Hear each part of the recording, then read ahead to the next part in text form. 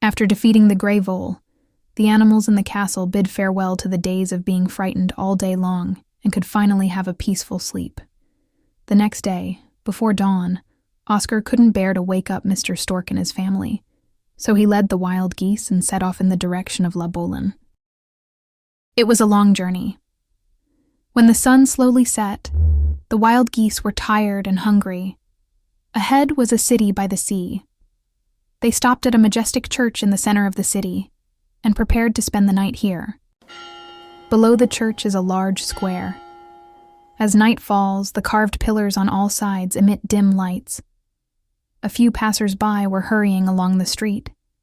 They seemed eager to reunite with their families and have dinner together.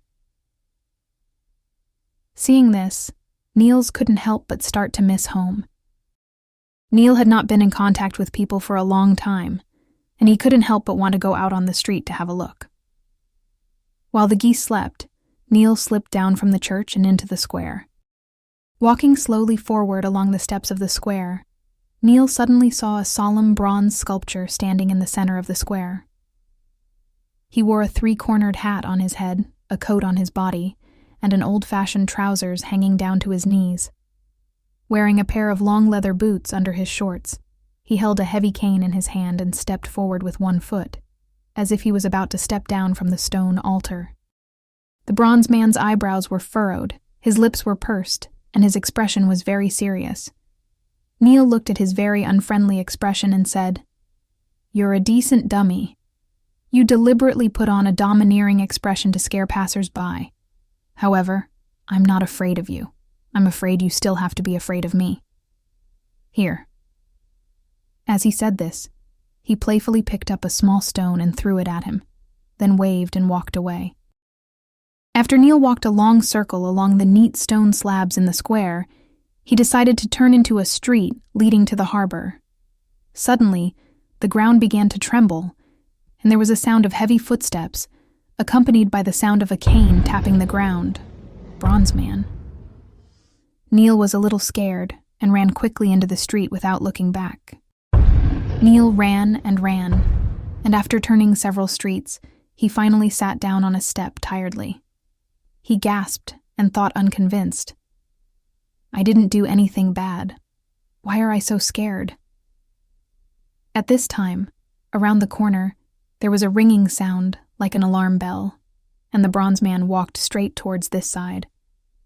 He walked without bending his knees or turning his head. His eyes looked straight ahead without blinking. Neil looked around in panic. Where to hide? If he catches me, he will crush me with one kick, Neil thought tremblingly. At this time, he heard a click sound in the alley diagonally opposite, and he rushed in desperately. Deep in the alley, there was a man standing on the steps of a door.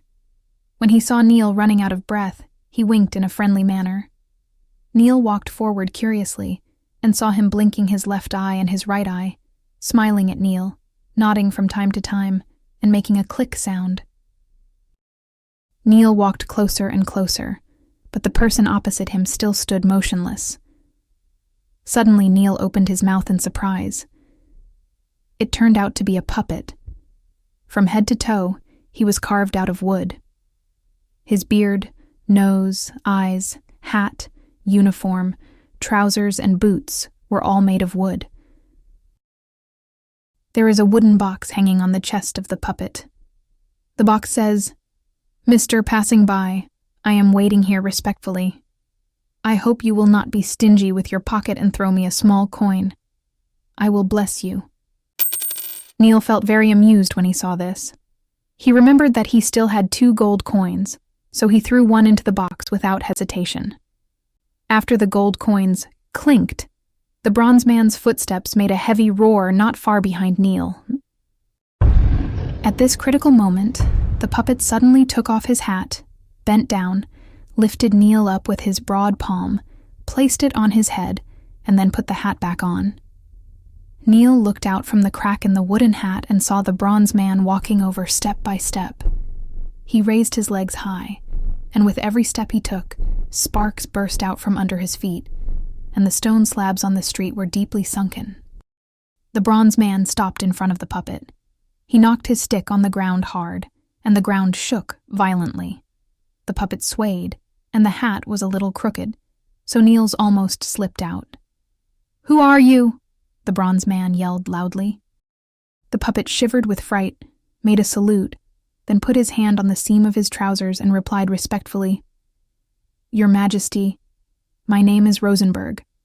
I am a sailor on a battleship. I was injured in the war. After I retired, I worked as a gatekeeper here. After my death, people carved me into a puppet and asked me to accept donations here. After that, he made another attention salute and fell silent." The bronze man said, "I can see that you are a glorious warrior.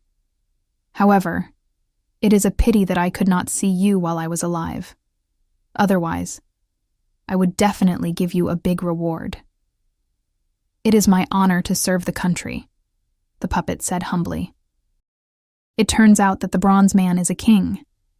It seems that I did say something that I shouldn't have said," Nils thought in panic. At this time, the bronze man spoke again. "Loyal Rosenberg, have you seen a little man passing by here? He is very rude. I have to teach him a lesson." The puppet immediately replied, "Yes, Your Majesty, I did see the little man you mentioned." When Nils heard what the puppet said, he was so frightened that he almost stopped breathing. Is he going to betray me and hand me over to the bronze man? I gave him a gold coin anyway, Nils thought uneasily.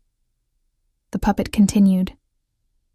"He passed by here 5 minutes ago and kicked my feet wantonly. It's really outrageous for a little man to do that."